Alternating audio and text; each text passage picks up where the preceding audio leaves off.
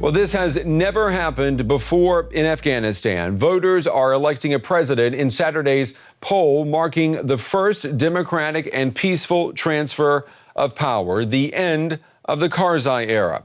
The usual suspects, the Taliban, have vowed to disrupt the election, and the candidates themselves have warned of massive voter fraud, just like the 2009 poll.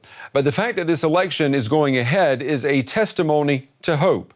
Hope in a very uncertain future. There are security checkpoints on every corner. Police search everywhere for weapons and explosives, especially near polling stations. The threat of attacks is great. The Taliban have declared war on the election, but many Afghans say they won't let that scare them away. This election could be the first democratic transition of power in the nation's history. I'll vote for the candidate of my choice. We're not scared of the Taliban or suicide attackers. I will go and cast my vote. I'm not scared of Taliban or attacks. 8 candidates are running for president. 3 of them are considered possible winners. Observers believe current President Hamid Karzai's preferred candidate is Zalmay Rasool. He's remained loyal to Karzai throughout his presidency and most recently served as foreign minister. Ashraf Ghani is another leading candidate. He's worked at the World Bank and served as finance minister. Like Rasool, he's a member of the largest ethnic group, the Pashtuns. And then there's Abdullah, who placed second in the 2009 elections. He's a Tajik, the second largest ethnicity, with large numbers in the north and northeast. And there's another question which needs answering. Can Afghanistan avoid the kind of widespread fraud and poor security that marked the 2009 vote?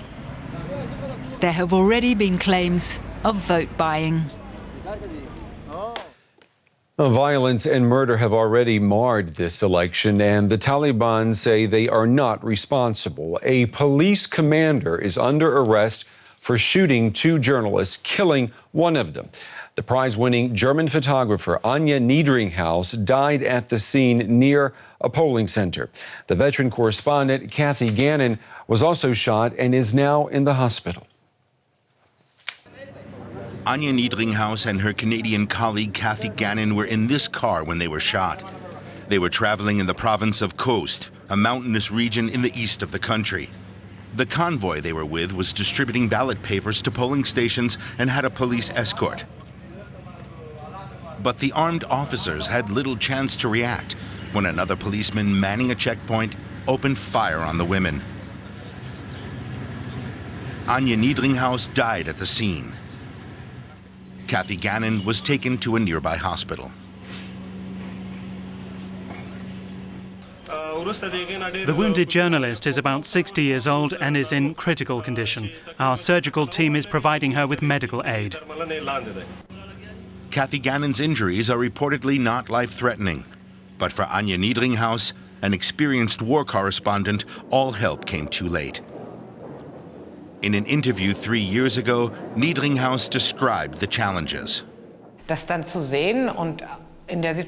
Seeing it and coping with that situation is a test that you put yourself through. Are you at all created for this? Can you take it? That was the most important thing for me, and that's why I never quit. I've noticed I can take it. I can do it. Niedringhaus searched for images of calm amid conflict. Her goal was to show the effects of war on people's everyday lives. She received numerous accolades and shared a Pulitzer Prize with her AP photography team. Reports say the killer was arrested at the scene.